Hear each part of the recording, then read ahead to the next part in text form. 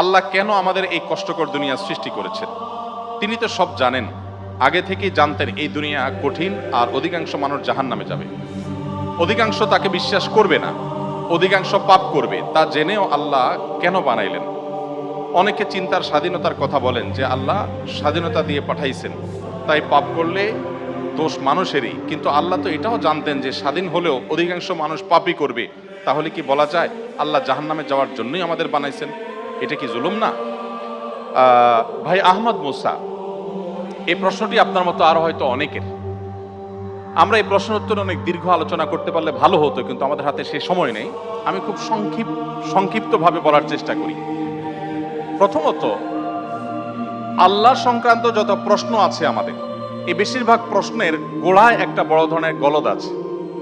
সে গলদটা হলো আমরা আল্লাহকে আমাদের মতো ধরে নিয়ে প্রশ্ন করি।